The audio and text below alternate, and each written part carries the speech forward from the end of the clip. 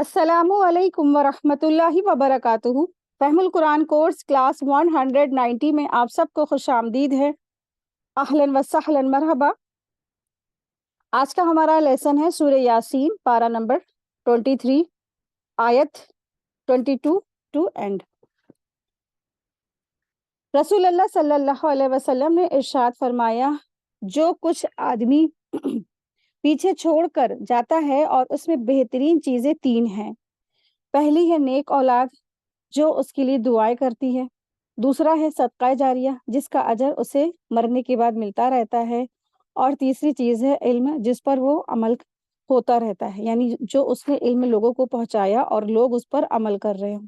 ये तीन क्या है, बेहतरीन चीज़ है। तो सबसे बेहतरीन चीज़ जो वो क्या है, वो इल्म है जो इंसान दूसरों को पहुंचा के जाए, यानी दीन का इल्म। तो अल्लाह तबारक ताला से दुआ है कि अल्लाह सुब्हान ताला हम सब का यहाँ पर बैठकर इल्म हासिल करना हम सब के लिए सदका जारिया बना दे। रब्बिरहमुमा कमा रब्बयानी सगीरा, आमीन या रब्बल आलमीन। नहमदुहु व नुसल्ली अला रसूलिहिल करीम, अम्मा बाद, फ़अऊज़ु बिल्लाहि मिनश शैतानिर रजीम, बिस्मिल्लाहिर रहमानिर रहीम।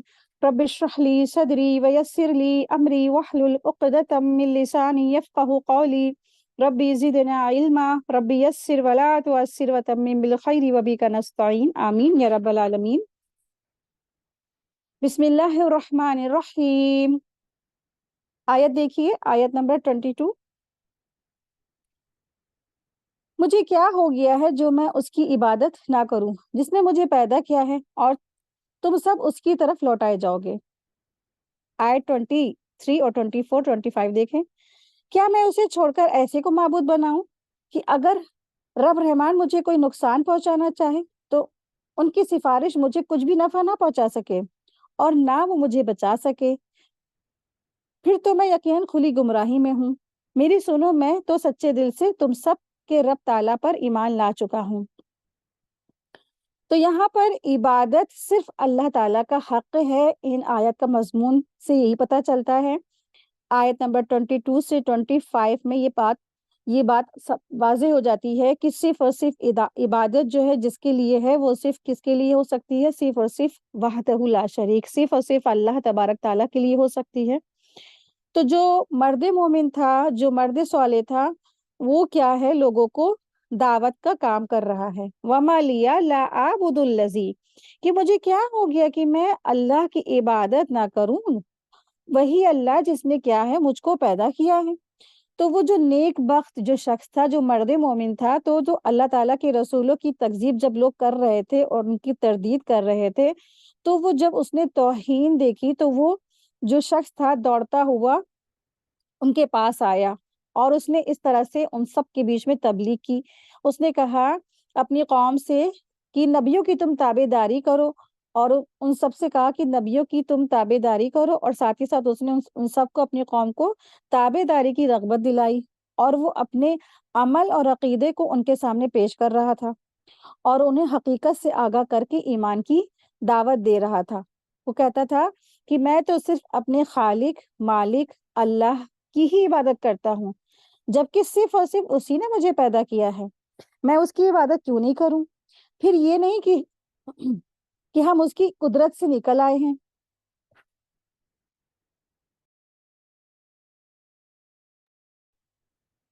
फिर ये नहीं कि हम अब उसकी कुदरत से क्या है निकल गए, अब हम उससे, हमें अपनी इबादत से क्यों ना करूं, यानी कि अल्लाह ताला की मैं इबादत क्यों ना करूं, जबकि हम अल्लाह ताला की कुदरती में ही है, उसी के इख्तियारात में हम, उसी का हमारे ऊपर इख्तियार है। और फिर ये कि अब हम उसकी कुदरत से निकल भी नहीं सकते हैं, और अब उससे हमें कोई रिश्ता ना रहा नहीं, बल्कि सब के सब लौटकर तो फिर क्या है, अल्लाह ही की तरफ जमा होने वाले हैं, उसी के पास जाने वाले हैं। उस वक्त वो हर भलाई बुराई का बदला देगा। और ये कैसी शर्म की बात है कि मैं उस खालिक और कादिर को छोड़कर औरों की इबादत करूं, जो ना तो ये ताकत रखते हैं कि अल्लाह ताला की तरफ से आई हुई किसी मुसीबत को मुझ पर से हटा दे, ना ये कि उनके कहने सुनने की वजह से मुझे कोई बुराई पहुंचे। अल्लाह ताला अगर मुझे कोई नुकसान पहुंचाना चाहे तो उसको कोई दूर नहीं कर सकता, और वो जो وہ لوگ ہیں وہ کوئی اور روک بھی نہیں سکتا اور نہ مجھے وہ بچا سکتے ہیں۔ اگر میں ایسے کمزوروں کی عبادت کرنے لگوں تو مجھ سے بڑھ کر دراصل گمراہ اور بہکا ہوا اور کون ہوگا۔ تو بہترین یہ جو انداز ہے، اس طریقے سے مرد مومن نے یہ انداز اپنایا۔ تو اس سے پتہ چلتا ہے کہ جو تبلیغ کا جو طریقہ ہے، اس سے ہمارے لیے سبق ہے کہ اگر آپ کسی میں تبلیغ کرنا ہے، کوئی ایسی جو قوم ہے اس کی طرف جب تبلیغ کرنے انسان جائے گا تو ساری کی ساری بات اپنے اوپر رکھ کر کہے گا۔ اس نے کہا کہ تو ہم میں سے جو ہر ایک جو شخص ہے تو وہ اس کو کس نے پیدا کیا؟ اللہ نے پیدا کیا ہے نا۔ تو اس طرح سے فطرنی اس نے اپنی طرف لے کے گیا، اور تاکہ کیا ہے اس طرح سے اس نے سب کو بتا دیا کہ تمہاری بھی پیدائش، میری پیدائش، اور ہم سب کی پیدائش کس نے کی ہے؟ اللہ تبارک تعالیٰ نے۔ بات اپنے اوپر رکھ کر تبلیغ کرنے کا بہترین انداز ہے۔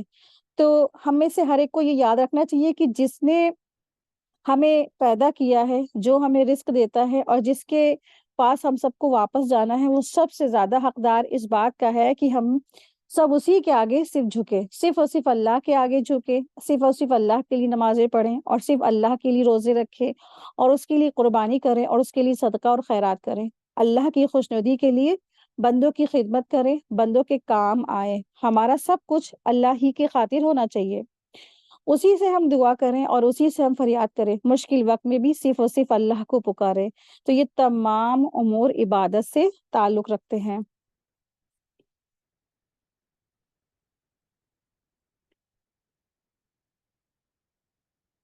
آیت دیکھیے، آیت نمبر ہے 26۔ اس سے کہا گیا کہ جنت میں چلا جا، کہنے لگا کہ کاش کہ میری قوم کو بھی علم ہو جاتا۔ تو یہاں سے یہ بات پتہ چلتی ہے کہ وہ جو مرد صالح تھے، مرد مومن تھے، تو اب وہ ایک دم سے ابھی وہ تبلیغ کر رہا قوم کے بیچ میں، اور یہاں سے اس آیت سے پتہ چلتا ہے کہ وہ اس سے کہا جا رہا ہے جنت میں چلا جا۔ تو دراصل حضرت ابن مسعود رضی تعالیٰ فرماتے ہیں کہ ان کفار نے اس مرد مومن کو بری طرح مارا پیٹا، اور اس کو گرا کر اس کے پیٹ پر چڑھ بیٹھے، پیروں سے اس سے رونے لگے، یہاں تک کہ اس کی آنتیں باہر نکل آئیں۔ اسی وقت اللہ تبارک تعالیٰ نے اس کی جو ہے روح قبض کر لی اور اس کو جنت کی خوشخبری سنائی، اور اسے اللہ تعالیٰ نے دنیا کے رنج و غم سے آزاد کر دیا اور امن و چین کے ساتھ جنت میں پہنچا دیا۔ جنت اس کے لیے کھول دی گئی اور داخلے کی اجازت اس کو مل گئی۔ اپنے ثواب اور اجر کو اور عزت و اکرام کو دیکھ کر پھر اس کی زبان سے نکل گیا کہ کاش کہ میری قوم یہ جان سکتی کہ مجھے اللہ تعالیٰ نے بخش دیا اور میرے اوپر کتنا بڑا کرم کیا، اکرام کیا ہے نا۔ تو اس نے کہا قال یا لیت قومی یعلمون، کاش میری قوم جو تھی یہ جان لیتی کہ اللہ تبارک تعالیٰ نے کتنا میرے اوپر کیا ہے، بخشش کیا، مجھے بخش دیا، مجھے انعامات دیے۔ اور آیت دیکھیں، آیت نمبر 27 میں فرما رہا ہے وہ شخص بما غفر علی ربی وجعلنی من المکرمین، کہ مجھے میرے رب تعالیٰ نے بخش دیا ہے اور مجھے عزت والے لوگوں میں سے کر دیا ہے۔ تو اللہ تعالیٰ نے مجھے بخش دیا، مجھے معاف کر دیا، مجھے جنت دی، یہ ساری نعمتیں مجھے ملی، کاش میری قوم جو ہے وہ جان لیتی۔ تو آپ دیکھیے کہ یہ جو مومن شخص تھا یعنی مر گیا، اور اس کی قوم نے ہی اس کو مار ڈالا۔ اس کے قوم کو وہ تبلیغ کر رہا تھا، خیر خواہی چاہتا تھا، لیکن خیر خواہی کے بدلے کیا ملا اس کو؟ صلہ۔ اس کے قوم والوں نے اس کو مار ڈالا، اتنا مارا کہ اس کی جان ہی لے لی۔ یعنی مرنے کے بعد بھی وہ اپنی قوم کی فکر کر رہا ہے اور اپنی قوم کی خیر خواہی کر رہا ہے۔ ایک سچے دائی کے اندر یہی صفت ہوتی ہے کہ وہ زندہ ہو یا مردہ ہو، اس کو لوگوں کی طرف سے کوئی خیر پہنچ رہی ہو یا ان کی طرف سے کوئی تکلیف پہنچ رہی ہو، وہ ہر حال میں ان کا خیر خواہی ہوتا ہے۔ وہ ایسے خیر خواہی دراصل ایسی خیر خواہی پیغمبروں کے اندر پائی جاتی ہے، اور پھر جو ان کی سنتوں کی اتباع کرنے والے ہوتے ہیں ان کے اندر ہوتی ہے کہ انسان ہلاکت چاہنے والوں کے لیے بھی کیا ہے؟ بھلائی کا ارادہ رکھتا ہے۔ ذرا ہم اپنا جائزہ لیں کہ اگر ہمیں کوئی دو تانے بھی اگر دے دیتا ہے تو ہم سوچتے ہیں کہ اپنی ساری زندگی تو ان کے گھر کی طرف ہم دیکھیں گے بھی نہیں، نہ ان کی ہم بات سنیں گے، نہ ان کی طرف ہم نگاہ اٹھا کے دیکھیں گے نا۔ ہمارا تو یہ رویہ ہوتا ہے، لیکن کیا ہے ایک بہترین جو دین کا داعی ہوتا ہے وہ لوگوں سے درگزر کرتا ہے، ان کے لیے خیر خواہی کرتا ہے۔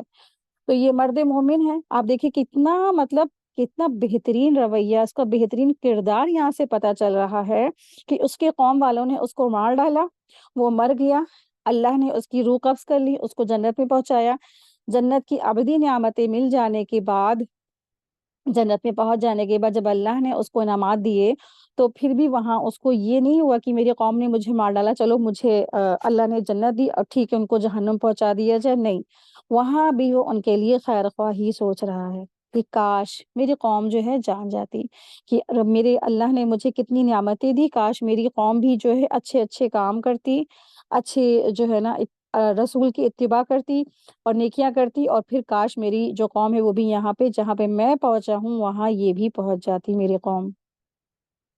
تو بہترین دین کا داعی اسی طرح سے ہوتا ہے، ہمیشہ اس کے اندر لوگوں کے لیے خیر خواہیاں ہوتی ہیں، لوگوں کا بھلا چاہنا ہوتا ہے۔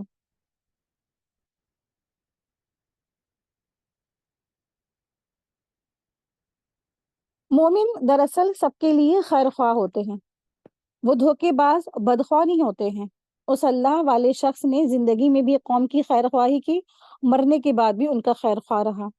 وہ کہتا ہے کہ کاش میری قوم یہ جان لیتی مجھے کس چیز کے اجر و ثواب میں میرے رب نے بخش دیا ہے، کیونکہ میری عزت تو لامحالہ وہ وہ بھی اس چیز کو حاصل کرنے کو کوشش کرتی،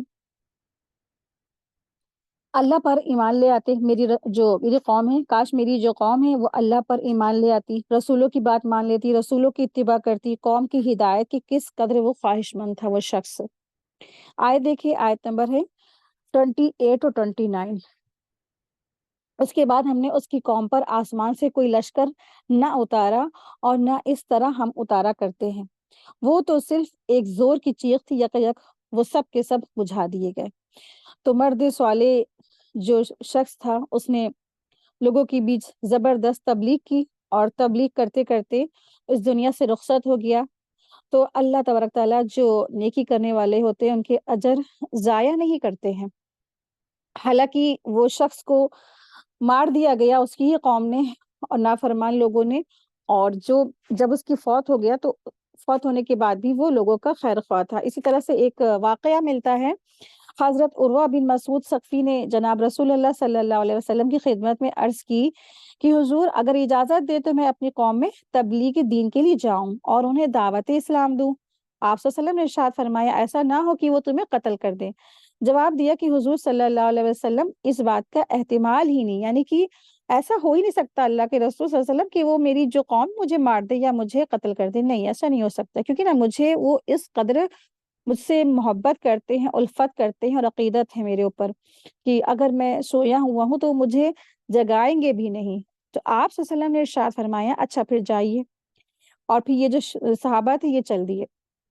جب لات عزا اور بتوں کے پاس سے ان کا گزر ہوا تو کہنے لگے اے میری قوم کے لوگوں، تم ان بتوں کو ترک کر دو، چھوڑ دو، یہ لات عزا دراصل کوئی چیز نہیں ہے، اسلام قبول کر لو اور سلامتی حاصل ہوگی۔ اے میرے بھائی بندو، یقین مانو کہ یہ بت کچھ حقیقت نہیں رکھتے،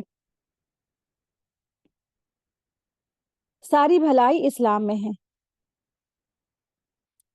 ابھی 3 ہی بار انہوں نے صرف اس کلمے کو دہرایا تھا کہ ایک شخص نے دور سے ایک تیر چلایا جو ان کے رگے عقل پہ جا کے لگ گیا اور اسی وقت وہ شہید ہو گئے۔ رسول اللہ صلی اللہ علیہ وسلم کے پاس جب یہ خبر پہنچی تو آپ صلی اللہ علیہ وسلم نے ارشاد فرمایا یہ ایسا ہی تھا جیسے سورہ یاسین والا وہ شخص جس نے کہا تھا کہ کاش میری قوم میری مغفرت اور عزت کو جان لیتی۔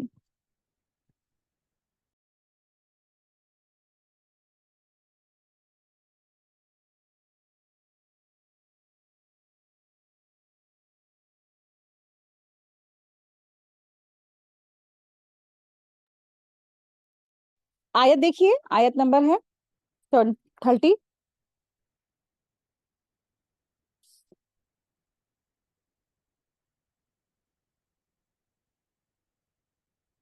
بندوں پر افسوس ہے، کبھی بھی کوئی رسول ان کے پاس نہیں آیا جس کی ہنسی انہوں نے نہ اڑائی ہو۔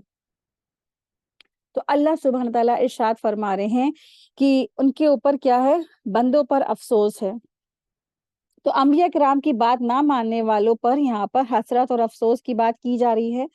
دراصل حسرت ندامت کا یہ اظہار خود اپنے نفسوں پر قیامت والے دن عذاب دیکھنے کے بعد لوگ کریں گے اور کہیں گے کہ کاش انہوں نے اللہ کے بارے میں جو کوتاہی کی تھی وہ نہ کوتاہی کی ہوتی، انہوں نے وہ کوتاہیاں نہ کی ہوتی، یا اللہ تعالیٰ بندوں کے رویے پر افسوس کر رہا ہے، یہاں پہ ایسا محسوس ہو رہا ہے۔ ٹھیک ہے، تو جو مفسرین کہتے ہیں کہ بندوں پر افسوس ہے، تو اللہ تعالیٰ افسوس فرما رہے ہیں، تو بندوں پر حسرت اور افسوس ہے، تو بندے کل اپنے اوپر کس طرح شرمندہ ہوں گے، اور پھر وہ بار بار کہیں گے کہ ہائے ہم نے اپنا خود برا کر لیا، کاش ہم نے رسول کی بات مان لی ہوتی، کاش ہم نے اللہ کی بات مان لی ہوتی۔ مطلب یہ ہے کہ قیامت کے دن عذابوں کو دیکھ کر ہاتھ ملیں گے اور یوں کہیں گے کہ کیا وہ یوں کہیں گے کہ انہوں نے رسولوں کو جھٹلایا اور اللہ کو جھٹلایا، اللہ کی بات کو نہیں مانی، کاش ہم نے اللہ رسول کی بات مان لی ہوتی۔ تو اس طریقے سے وہ جو ہے لعنت ملامت اپنے اوپر قیامت کے دن کریں گے۔ تو اسی افسوس کے بارے میں اللہ سبحانہ وتعالیٰ فرما رہے ہیں کہ بندوں پر افسوس ہے۔ آیت دیکھیں، آیت نمبر 31 ہے، کیا انہوں نے نہیں دیکھا کہ ان کے پہلے بہت سی بستیاں ہم نے غارت کر دی جو ان کی طرف واپس نہیں لوٹتے۔ آیت 32، 33، 34، 35 دیکھیں۔ اور نہیں ہے کوئی جماعت مگر یہ کہ وہ جمع ہو کر ہمارے سامنے حاضر کی جائے گی۔ ان کے لیے ایک نشانی خشک مردہ زمین ہے جس کو ہم زندہ کر دیتے ہیں، جس سے اناج نکالتے ہیں، جس میں سے وہ کھاتے ہیں، اور ہم اس میں سے کھجور اور انگوروں کے باغات پیدا کرتے ہیں جن میں ہم چشمے بھی جاری کر دیتے ہیں۔ آیت 35 اور 36 دیکھیں۔ تاکہ لوگ اس کے پھل کھائیں، انہوں نے اپنے ہاتھوں سے اسے نہیں بنایا، پھر کیوں نہیں شکر گزاری کرتے؟ پاک ہے وہ ذات جس نے ہر چیز کے جوڑے جوڑے پیدا کیے ہیں، اور وہ خواہ زمین کی اگائی ہوئی چیز ہو، خواہ وہ خود ان کے نفوس ہو، خواہ وہ چیزیں جو وہ یہ جانتے بھی نہیں ہو۔ تو اس آیت سے پتہ چلتا ہے کہ اللہ سبحانہ تعالیٰ نے ہر چیز کو جوڑے جوڑے بنا، یعنی چاہے کچھ بھی ہو پوری کائنات میں، چاہے وہ آسمانوں میں ہو، چاہے وہ زمین کی گہرائیوں میں ہو، ہر چیز کو اللہ سبحانہ تعالیٰ نے جوڑے جوڑے بنایا ہے، سوائے اللہ تبارک تعالیٰ کی ذات کے۔ ہر چیز کا جوڑا ہے، پیئر ہے، لیکن اللہ سبحانہ تعالیٰ کی ذات کیا ہے؟ وہ وحدہ لا شریک ہے، وہ اکیلا ہے، اس کے جیسا کوئی نہیں ہے۔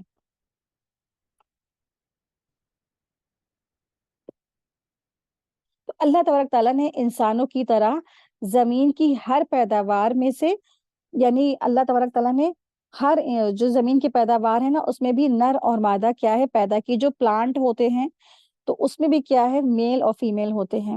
آسمانوں اور زمین کی گہرائیوں میں بھی جو چیزیں جو ہم دیکھ نہیں سکتے ہیں، جو غائب ہیں، لیکن جن کا علم صرف اللہ سبحانہ تعالیٰ کو ہے، اس میں بھی کیا ہے زوجیت ہے، نر و مادہ ہے۔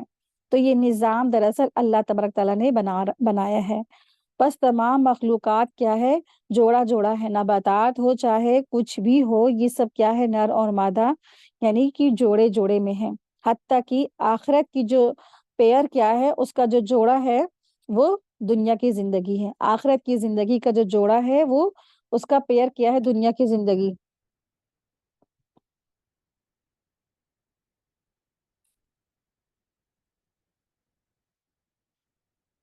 تو اس سے پتہ چلتا ہے کہ اللہ سبحانہ تعالیٰ نے ہر چیز کا جوڑا بنایا ہے، چاہے وہ انسان ہو، چاہے وہ دن ہو، چاہے وہ رات ہو، چاہے وہ نباتات ہو، چاہے وہ کوئی بھی مخلوق ہو، ہر چیز کے جوڑے ہیں۔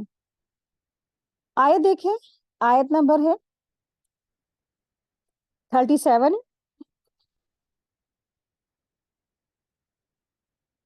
اور ان کے لیے ایک نشانی رات ہے جس سے ہم دن کو الگ کر دیتے ہیں، تو وہ اچانک اندھیرے میں رہ جاتے ہیں، اور سورج کے لیے جو مقررہ راہ ہے وہ اسی راہ پر چلتا رہتا ہے۔ یہ اندازہ غالب با علم اللہ تعالیٰ کا ہے، اور چاند کی ہم نے منزلیں مقرر کر رکھی ہیں، یہاں تک کہ وہ گھوم پھر کر پرانی ٹہنی کی طرح ہو جاتا ہے۔ آیت نمبر 40 دیکھیں۔ نہ آفتاب کی مجال ہے کہ وہ چاند کو جا پکڑے، اور نہ رات دن سے پہلے آ سکے، اور سب کے لیے سب آسمان میں تیرتے پھرتے ہیں۔ سب کے سب یہ جتنے بھی چاند ستارے سیارے سب کے سب آسمان میں تیرتے پھرتے ہیں، سب تیر رہے ہیں۔ تو یہ بھی اللہ تبارک تعالیٰ کی کیا ہے توحید کی نشانی ہے۔ اللہ نے سارے انسانوں کا دھیان اس طرف لائے ہیں کہ توحید کی طرف دیکھو، کیونکہ یہ اللہ तबारक ताला की क्या वहदानियत की निशानी है कि इंसान ही नहीं और अल्लाह ताला की हर चीज, जो ये तमाम मखलूकात है, अल्लाह तबारक ताला की इताअत में लगी हुई है। आयत देखें, आयत नंबर 41। और उनके लिए निशानी, ये यहाँ पर मुसलसल, अब ये क्या है, अल्लाह तबारक ताला ने निशानी की तरफ इंसान को गौर फिक्र दिलाई है, आयात है। उनके लिए एक निशानी ये भी है कि हमने उनकी नस्ल को भी भरी हुई कश्ती में सवार किया। आयत 42, 43, 44 देखें। और उनके लिए उसी जैसी चीजें भी पैदा की जिन पर ये सवार होते हैं। अगर हम चाहते तो उन्हें डुबो देते, फिर ना तो कोई उनका मददगार होता, ना वो रिहा किए जाते। लेकिन हम अपनी तरफ से रहमत करते हैं और एक मुद्दत तक के लिए उन्हें फायदे दे रहे हैं। तो अल्लाह तबारक ताला अपनी कुदरत की एक और निशानी यहाँ पर बयान फरमा रहे हैं कि अल्लाह सुब्हान ताला ने समुद्र को मुसख्खर कर दिया, फिर उसमें कश्तियों को भी क्या है, रवा रवा, यानी कि इंसान को उसके ऊपर से गुजरने के लिए, इधर से उधर जाने के लिए अल्लाह तबारक ताला ने कश्तियाँ और फिर बड़ी-बड़ी शिप्स, बड़ी-बड़ी जो जहाज़ होते हैं, वो अल्लाह तबारक ताला ने अता फरमाए हैं। और आपको पता है कि सबसे पहली जो कश्ती बनाई वो नूह अलैहिस्सलाम ने बनाई थी, जिस पर वो सवार हुए और खुद भी सवार हुए और सारे के सारे ईमान वाले बंदे भी उसमें सवार हुए। और फिर जो लोग उस पे सवार हुए थे वो बचा लिए गए। फिर अल्लाह तबारक ताला ने बाकी जितनी भी ज़मीन थी उस सबको पानी में, उनके ऊपर अज़ाब, पानी का अज़ाब आया, वो सब के सब खत्म कर दिए गए। आयत देखिए, आयत नंबर 45 है। इनसे जब कभी कहा जाता है कि अगले पिछले गुनाहों से बचो ताकि तुम पर रहम किया जाए। आयत 46, 47 देखिए। इनके पास तो उनके रब ताला की निशानियों में से कोई निशानी ऐसी नहीं आई जिससे ये बेरुखी ना बरतते हों। इनसे जब कहा जाता है कि अल्लाह ताला के दिए हुए में से कुछ दो, तो ये कुफ्फार ईमान वालों को जवाब देते हैं कि हम इन्हें क्यों खिलाएं, जिन्हें अगर अल्लाह ताला चाहता तो खुद खिला देता। तुम तो हो ही खुली गलती में। तो यहाँ पर दरअसल आयत नंबर 45 से आयत नंबर 47 तक कुफ्फार की हठ धर्मी का बयान है कि काफिरों की सरकशी और नादानी, तकब्बुर का यहाँ बयान हो रहा है। जब उनसे गुनाहों से बचने को कहा जाता था तो कहते थे जो कुछ कर चुके हैं और उस पर वो शर्मिंदा तुम हो जाओ और उनसे तौबा कर लो और आइंदा इससे क्या है, बचने की कोशिश करना। तो उसके नतीजे में अल्लाह तबारक ताला तुम पर क्या करेगा, रहम करेगा, तुम्हें अजाबों से बचा लेगा। तो वो उस पर कार्बन होना तो एक तरफ, और मुंह फुला करके और मुंह चढ़ा करके कुरान के इस जुमलों को बयान नहीं किया, क्योंकि ना आगे जो आयत आ रही है वो इस पर साफ तौर से दलालत करती है। इसमें यही एक बात, क्या उनकी आदत तो हो गई थी कि अल्लाह ताला की हर बात से वो मुंह फेर लेते और ना वो तौहीद मानते, ना वो रसूलों को सच्चा जानते, ना इनमें जो है ना रसूलों की इताअत करते, ना वो ईमान कबूल करते। और यहाँ तक कि उन्होंने रसूलों को झुटलाया, रसूलों के साथ क्या है, उनको कत्ल करने की भी सारी की सारी प्लानिंग की। और जब उनसे कहा जाता था कि तुम गरीबों, मिस्कीनों और मोहताजों को दो, तो उनको जब कभी राह अल्लाह ताला की राह में खैरात करने को कहा जाता, तो अल्लाह ताला ने जो तुम्हें दिया है तुम फुकरा, मिस्कीनों, मोहताजों को भी हिस्सा दो। तो वो जवाब देते थे कि अगर अल्लाह ताला का इरादा होता तो अल्लाह ताला इनको गरीब ही क्यों पैदा करते, इनको अल्लाह ताला दौलतमंद ही पैदा करते। तो गरीबों को ही अल्लाह ताला खुद खिला पिला दे, क्या है, हम नहीं देने वाले। इस तरह से ये गरीबों को जो अल्लाह तबारक ताला ने फी सबीलिल्लाह देने को कहा, ये नहीं देते थे, कंजूसी करते थे और फिर इस तरीके से बहाने बनाते थे। आयत देखिए, आयत नंबर है 48। कहते हैं कि ये वादा कब आएगा, सच्चे हो तो बतलाओ। इन्हें सिर्फ एक सख्त चीख का इंतजार है जो इन्हें आ पकड़ेगी और ये बाहम लड़ाई झगड़े में ही झगड़े में होंगे। आयत 50। उस वक्त ना तो ये वसीयत कर सकेंगे और ना ही अपने वालों की तरफ लौट सकेंगे। आयत 51। सूर के फूके जाते ही सब के सब अपनी कब्रों में से अपने परवरदिगार की तरफ तेज तेज चलने लगेंगे। आयत 52 देखें। कहेंगे कि हाय हाय, हमें हमारी ख्वाबगाहों से किसने जगा दिया, यही है जिसका वादा रहमान ने दिया था और रसूलों ने सच सच कह दिया था। आयत 53, 54 देखें। ये नहीं कि मगर एक तुन आवाज की यकायक सारे के सारे जमा होकर हमारे पास हाजिर कर दिए जाएंगे, बस आज किसी शख्स पर कुछ भी जुल्म ना किया जाएगा। تمہیں نہیں بدلہ دیا جائے گا مگر صرف انہی کاموں کو جو تم کیا کرتے تھے۔ دراصل جو لوگ قیامت کا انکار کرتے تھے اور مذاقیہ طور پر اس کا مطالبہ کرتے تھے، تو ایسے کافروں کے بارے میں یہ آیت یہاں پر اس کا پس منظر ہے، آیت 48 سے آیت 54 تک۔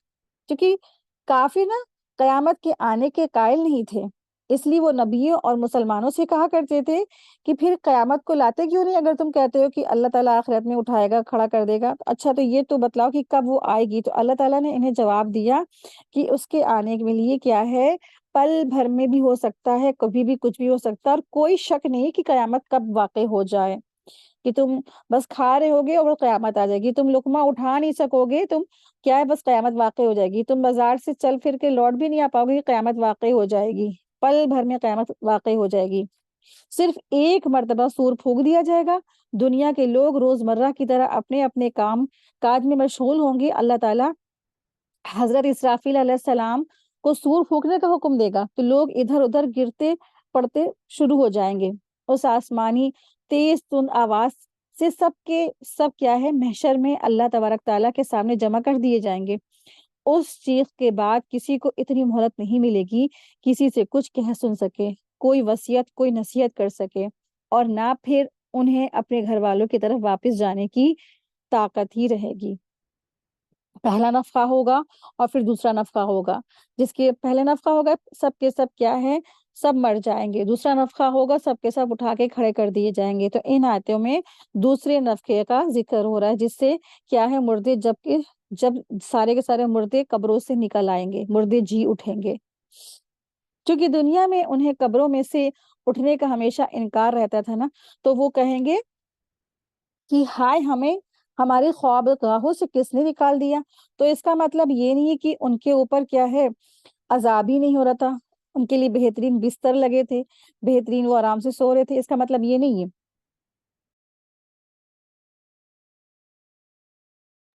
اس کا مطلب یہ ہے کہ اتنا بھیانک منظر دیکھ کے قیامت کا، اتنے بڑا عذاب کا دن وہ دیکھ کر کے انہیں اپنی جو قبر والی جو عذاب والی قبر ہے وہ ان کو آرام گاہ لگے گی، اتنا بھیانک منظر قیامت کا ہوگا۔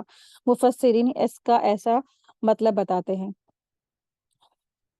تو انہیں قبروں سے جی اٹھنے کا ہمیشہ سے انکار بھی رہا، جتنے بھی یہ کفار تھے، تو اس لیے آج یہ حالت دیکھ کر وہ کہیں گے کہ ہائے افسوس ہے، ہمارے سونے کی جگہ سے ہمیں کس نے اٹھایا ہے۔ تو اس سے قبر کے عذاب نہ ہونا ثابت نہیں ہوتا ہے، اس لیے کہ جس ہول و شدت کو، جس تکلیف اور مصیبت کو وہ جب اپنی آنکھوں سے دیکھیں گے، اس کی بانسبت قبر کا عذاب ان کو کم محسوس ہوگا، گویا کہ وہ آرام میں تھے، تو اس کا یہ مطلب ہے۔ تو کہیں گے کہ ہائے ہماری قبروں سے کس نے ہمیں جگا دیا، ہمارے خواب بہت سے ہمیں کس نے اٹھا دیا۔ تو یہ کفار لوگ ایسے بولیں گے۔ آیت دیکھیں، آیت نمبر ہے 55 ہے۔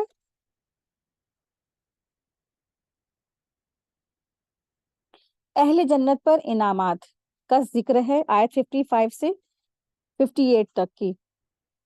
جنتی لوگ آج کے دن اپنے دلچسپ مشغلوں میں حشاش اور بشاش ہوں گے، وہ اور ان کی بیویاں سایوں میں مسحریوں پر تکیہ لگائے بیٹھے ہوئے ہوں گے۔ ان کے لیے جنت میں ہر قسم کے میوے ہوں گے اور جو بھی وہ کچھ طلب کریں گے، مہربان پروردگار کی طرف سے انہیں سلام کیا جائے گا۔ جنتی لوگ میدان محشر سے فارغ ہو کر جنت میں بس با اکرام اور عزت کے ہزاروں تعظیم کے ساتھ پہنچائے جائیں گے، اور وہاں کی ان گنت نعمتوں اور راحتوں میں اس طرح وہ مشغول ہو جائیں گے، کسی اور طرف ان کا دھیان ہی نہیں جائے گا اور نہ کسی طرف ان کا خیال جائے گا۔ یہ جہنم اور جہنم والوں سے بے فکر ہو جائیں گے۔ اللہ تعالیٰ کی طرف سے ان پر کیا ہوگا؟ سلام ہی سلام ہوگا۔ یہاں پہ جو لفظ آیا ہے نا، سلام قولا من رب الرحیم، کہ اب پروردگار کی طرف سے، مہربان پروردگار کی طرف سے انہیں سلام کیا جائے گا۔ تو اللہ تعالیٰ کی طرف سے انہیں سلام پیش کیا جائے گا۔ خود اللہ تبارک تعالیٰ اہل جنت کے لیے سلام ہے۔ رسول اللہ صلی اللہ علیہ وسلم فرماتے ہیں جنتی اپنی نعمتوں میں مشغول ہوں گے کہ اوپر کی طرف سے ایک نور چمکے گا، یہ اپنا سر اٹھائیں گے تو اللہ تعالیٰ کے دیدار سے مشرف ہوں گے، اور سب اور پھر اللہ تبارک تعالیٰ فرمائیں گے السلام علیکم یا اہل الجنتی، یہی معنی ہیں اس آیت کے سلام قولم کے، کہ جنتی خاص طور سے اللہ تعالیٰ کو دیکھیں گے اور اللہ تعالیٰ ان کو دیکھے گا، کسی نعمت کی طرف وہ اس وقت آگ بھی نہیں اٹھائیں گے یہاں تک کہ حجاب حائل ہو جائے گا اور نور برکت ان کے پاس باقی رہ جائے گی۔ یہ ابن ماجہ کی حدیث ہے۔ آیت دیکھیں، آیت نمبر 59 ہے،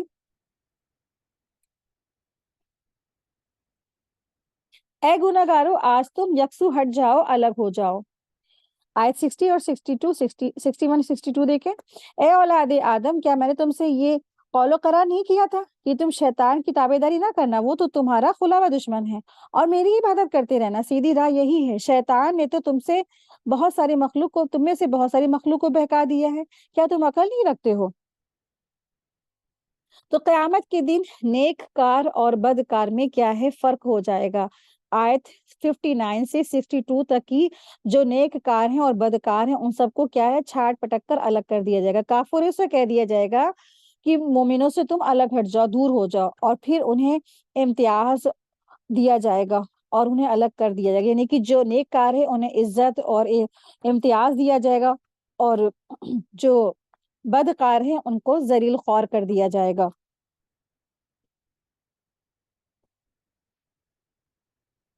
آیت دیکھیں، آیت نمبر ہے 63، یہی وہ دوزخ ہے جس کا تمہیں وعدہ کیا جاتا تھا۔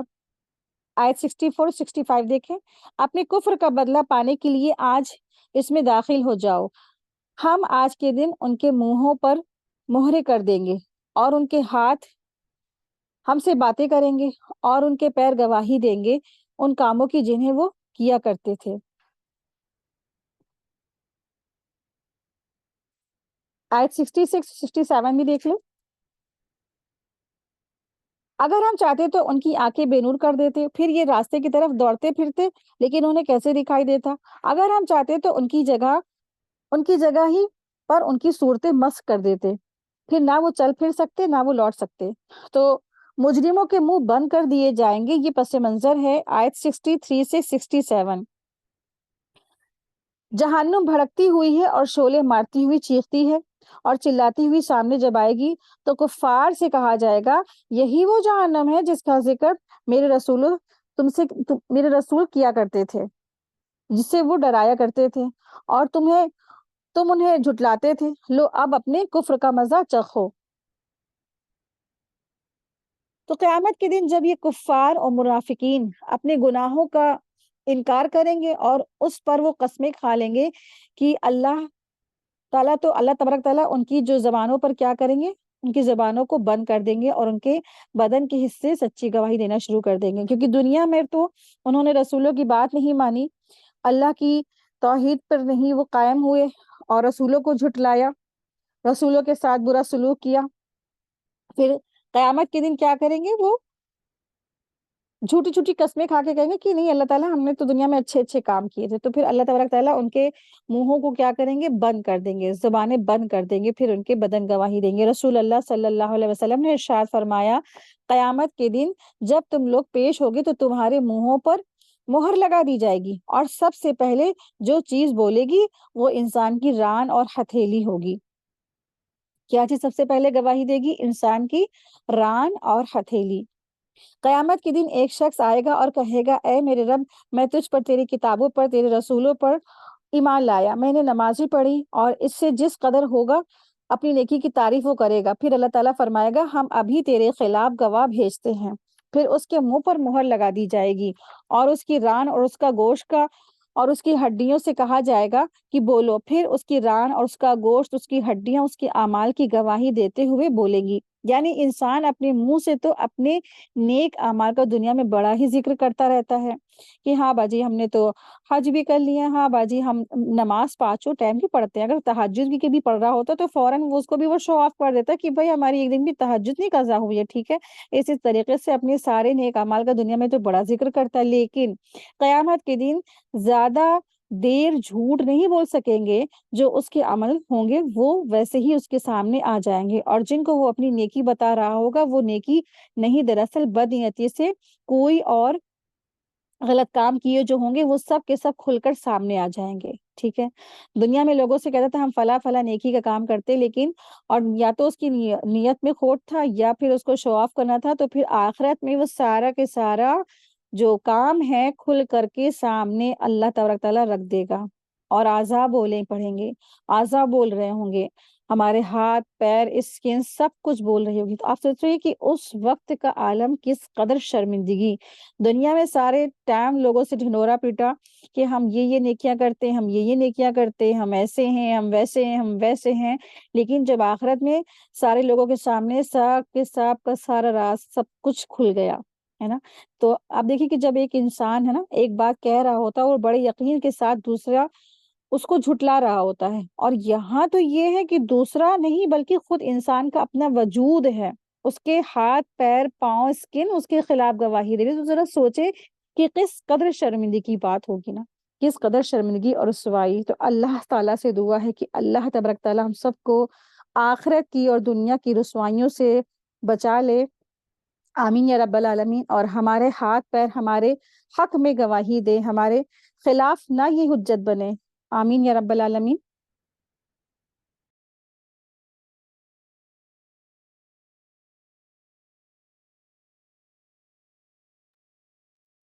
آیت دیکھیں، آیت نمبر ہے 68۔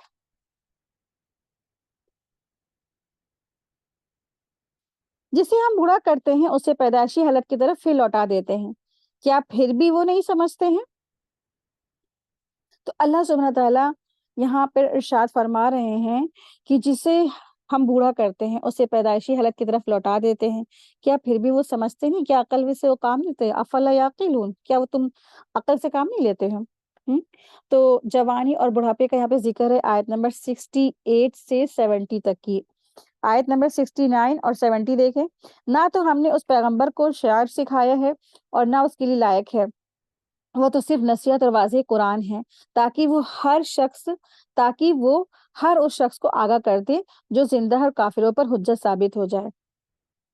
تو اللہ سبحانہ تعالیٰ نے انسان کی جوانی جو تیو ڈھل جاتی ہے یہاں پر اس کا ذکر فرمایا ہے، اور یہاں پر انسان کی عقل کو اللہ تبارک تعالیٰ نے غور فکر دلایا ہے کہ جو آج جس جوانی پر، جس طاقت پر، جس تم صحت پر تکبر کر رہے ہو، غرور کر رہے ہو، تو دیکھو ذرا کہ جسے اللہ تبارک تعالیٰ نے، ایسے بہت سارے لوگ ہیں جسے اللہ تبارک تعالیٰ نے بوڑھا کرا اور پھر اسے پیدائشی حالت کی طرف لوٹا دیا، تو پھر کیا تم عقل نہیں رکھتے؟ تم عقل نہیں رکھتے؟ تو انسان کی جوانی جو جو ڈھلتی جاتی ہے، بڑھاپا، ضعیفی، کمزوری، ناتوانی آتی جاتی ہے، جیسے کہ نا سورہ روم کی آیت میں اللہ سبحانہ تعالیٰ نے ارشاد فرمایا آیت نمبر 54 میں کہ اللہ الذی خلقکم من ضعف، یعنی کہ اللہ تعالیٰ وہ ہے جس نے تمہیں ناتوانی کی حالت میں پیدا کیا، پھر ناتوانی کے بعد طاقت عطا کی، پھر طاقت اور قوت کے بعد ضعف اور بڑھاپا کر دیا۔ وہ تو جو چاہتا ہے وہ پیدا کرتا ہے، اور اللہ تبارک تعالیٰ خوب جاننے والا ہے، خوب قدرت رکھنے والا ہے۔ تو آپ دیکھیے کہ ہم سب کے سامنے نا کتنے ہی بزرگ ایسے تھے جو کیا تھے، وہ بوڑھے تھے ہمارے سامنے۔ ہم سب نے اپنی نانی، نانا، دادا، دادی، چچا، پھوپھی سب کو دیکھا ہوگا نا، سب ایک وقت تھا کہ وہ جوان تھے، وہ ینگ تھے، اور ہم سب بچے تھے، لیکن آج وہ دور ہو گیا کہ وہ بوڑھے ہو گئے ہیں اور ہم کیا ہو گئے ہیں، ہم بڑے ہو گئے ہیں۔ تو یہ ایک سمے کا کیا ہے، وقت کا ایک پہیہ ہے جو گھوم رہا ہے، ہر اس شخص کو اس سے گزرنا ہے، بڑھاپے سے گزرنا ہے۔ تو آپ نے دیکھا ہوگا کہ ایسے بہت سارے بزرگ ہیں جن کو ہم نے دیکھا ہے اور وہ بوڑھے ہو چکے ہیں، یا والدین ہیں، یا اپنے اپنے ساس سسر ہیں، یا نانا نانی، یا دادا دادی، ان کی کوئی بھی آپ نے دیکھا ہوگا کہ کیسے وہ جوان تھے، یہ جوانی کی حالت میں کتنے زیادہ ایکٹیو تھے، طاقتور تھے، اور پھر بھاگتے تھے، دوڑتے تھے، دنیا کے سارے کام کرتے تھے، پھر لیکن کس طرح سے وہ ان کو بیماریوں نے آ گھیرا، اور پھر دھیرے دھیرے ان کا جو ہے جسم یا باڈی کام کرنا کم کر دیا، پھر ان کو کسی کو الزائمر ہو گیا، کسی کو فالش کا اٹیک ہو گیا، کسی کو شوگر ہو گیا، کسی کو بی پی ہائی ہو گیا، کسی کو ہارٹ پیشنٹ، تو پھر کیا ہے ایک وقت ہو گیا کہ وہ اب ایک دم کمزوری کے حالت میں چلے جاتے ہیں، اور پھر دھیرے دھیرے یہ کمزوری جیسے وہ لالٹین میں کیا ہوتا ہے دیا بجھنے لگتا ہے، تو پھر کیا ہوتا ہے بالکل لائٹ سلو ہو جاتی ہے، تو وہی بڑھاپے میں ہوتا ہے کہ انسان کے اندر طاقت کی جو لو ہوتی وہ بالکل کم ہوتی پھر کیا آخری میں بجھ جاتی ہے۔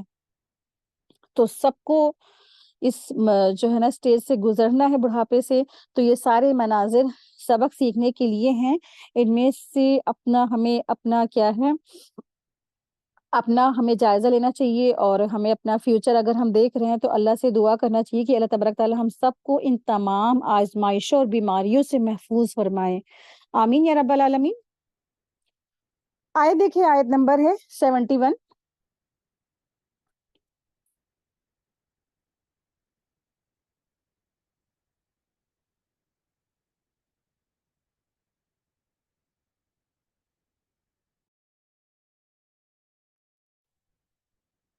کیا وہ یہ نہیں دیکھتے کہ ہم نے اپنے ہاتھوں کی بنائی ہوئی چیزوں میں سے ان کے لیے چوپائے جانور بھی پیدا کر دیے ہیں جن کے یہ مالک ہو گئے؟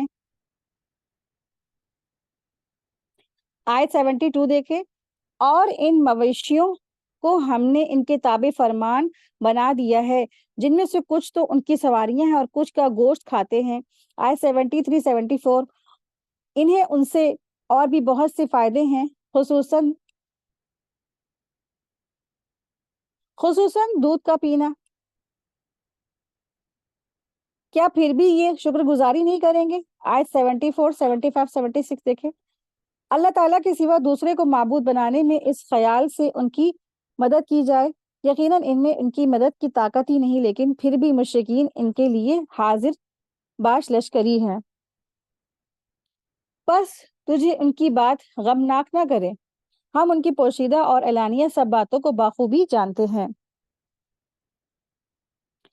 تو یہاں پر اللہ سبحانہ تعالیٰ نے اللہ تبارک تعالیٰ کی جو نعمتیں ہیں ان کا ذکر فرمایا ہے کہ اللہ تعالیٰ کا جو نعمت ہے بندوں کے اوپر انعام ہے، تو یہ جانوروں کی پیدائش ہے۔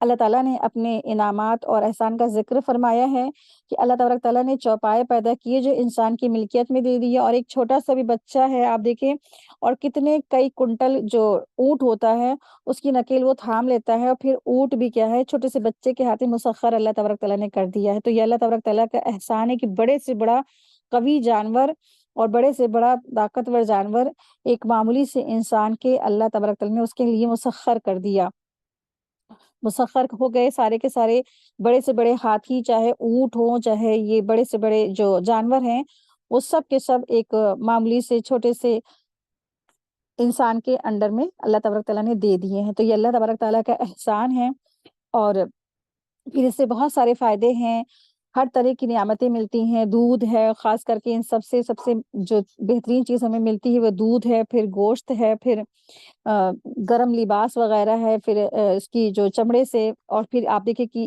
بہت سی جگہ اس سے ٹرانسپورٹ کا بھی کام ہوتا ہے، پہاڑوں وغیرہ پر جہاں پر یہ 4 ویلر وغیرہ نہیں جا سکتی تو وہاں پر ان سے جو یہ ٹرانسپورٹ کا بھی کام ہوتا ہے، جیسے اب اونٹ ہے تو ریگستان میں کچھ جگہوں پر یہ گاڑیاں وغیرہ نہیں چل پاتی، 4 ویلر نہیں چل پاتی، تو وہاں پر یہ ٹرانسپورٹ کا بھی کام کرتے ہیں۔ پیٹرول ختم ہو جاتا ہے، گاڑی بند ہو جاتی ہے، لیکن یہ جانور کبھی نہیں رکتے ہیں نا، تو یہ بھی اللہ تبارک تعالیٰ کی کیا ہے نشانیاں ہیں۔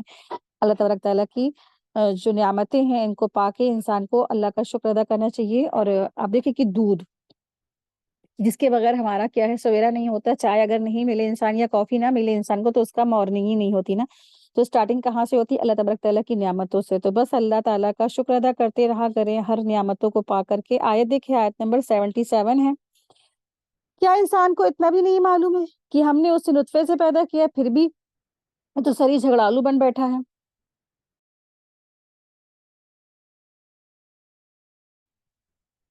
اور ہمیں باتیں ماننے لگا اور اپنی اصل پیدائش کو بھول گیا، کہنے لگا کہ ان سڑی گڑی ہڈیوں کو کون زندہ کر سکتا ہے؟ آیت 78 79 دیکھیں، تو جواب دے کہ انہیں وہ زندہ کرے گا جس سے انہیں پہلی بار پیدا کیا ہے، جو سب طرح کی پیدائش کا بخوبی جاننے والا ہے، وہی جس نے تمہارے لیے سبز درخت سے آگ پیدا کر دی، جس سے تم اور आग सुलगाते हो।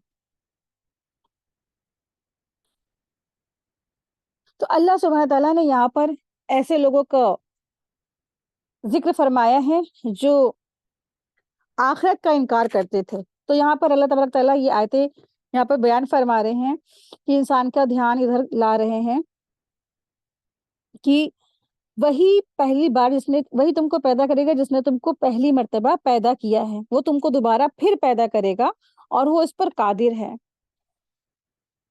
उबई बिन खलफ मलून एक बार अपने हाथ में एक बोसीदा खोखली सड़ी हुई हड्डी लेकर आया और उसको अपनी चुटकी में मलते हुए उसको मलते हुए जबकि उसके जो रेजे थे हवा में उड़ रहे थे, हुजूर सल्लल्लाहु अलैहि वसल्लम से कहने लगा कि आप कहते हैं कि इन हड्डियों को अल्लाह तबारक तआला जिंदा कर देगा? तो आप सल्लल्लाहु अलैहि वसल्लम ने इरशाद फरमाया, हाँ, अल्लाह ताला तुझे हलाक कर देगा और जिंदा करेगा, फिर तेरा हशर जहन्नम की तरफ होगा। और इसी मौके पर इस सूरत की ये आयतें नाजिल हुई। तो जो भी शख्स है दूसरी जिंदगी यानी आखिरत की जिंदगी का इनकार करता है, तो उसे जवाब है, मतलब ये है कि इन लोगों को चाहिए कि अपनी शुरू की पैदाइश पर गौर करें, जिसने एक हकीर और जलील कतरे से इंसान को पैदा कर दिया, हालांकि इससे पहले वो कुछ भी नहीं था, काबिल जिक्र भी नहीं था। तो फिर अल्लाह तबारक ताला एक इंसान जो मर गया, पैदा हुआ और उसको बड़ा हुआ, फिर उसकी क्या है, राख है, हड्डियां हैं, उसकी बची हुई, तो इस पर अल्लाह अल्लाह तबारक ताला कादिर है कि उसको वो पैदा कर दे, उठा के खड़ा कर दे। तो मुस्नद अहमद की हदीस में से है कि एक बार हजरत हुजैफा रजी ताला से उकबा बिन अम्र ने कहा कि हमें रसूलुल्लाह सल्लल्लाहु अलैहि वसल्लम से सुनी हुई कोई हदीस सुनाइए। तो आपने फरमाया कि हुजूर अकरम सल्लल्लाहु अलैहि वसल्लम ने फरमाया कि एक शख्स पर जब मौत की हालत तारी हुई तो उसने अपने वारिसों को वसीयत की कि जब मैं मर जाऊं तो बहुत सारी लकड़ियां जमा करके मेरी लाश को जलाकर खाक कर देना, फिर उसे समंदर में बहा देना, फिर मतलब कि सब तरफ उस राख को बहा देना। चुनाचे उन्होंने यही कहा तो यही किया तो अल्लाह ताला ने उसकी जो राख जमा करके उसे दोबारा जिंदा किया। तो उससे पूछा कि तूने ऐसा क्यों किया है? तो उस शख्स ने जवाब दिया कि सिर्फ सिर्फ तेरे डर के खातिर अल्लाह ताला। तो अल्लाह ताला ने उसे माफ कर दिया, उसे बख्श दिया। तो अल्लाह तबारक ताला से इतना उसको डर पैदा हुआ कि उसने अपने बच्चों को वसीयत कर दी कि जब मैं मर जाऊं तो मेरी चिता जला देना और फिर जलाने के बाद मेरी जो हड्डियां हैं उसको भी क्या है, उसको चारों तरफ उसकी राख उड़ा देना। लेकिन अल्लाह तबारक ताला हर चीज पर कादिर है। हवा से, पानी से, रेजे से, जमीन मिट्टी की जमीन के रेजों से उस शख्स की जो राख थी इकट्ठा करके अल्लाह तबारक ताला ने उसको फिर से उठा के खड़ा कर दिया। तो इससे ये बात पता चलती है अल्लाह तबारक ताला क्या है, हर चीज पर कादिर है। तो ये हदीस सही बुखारी की हदीस है।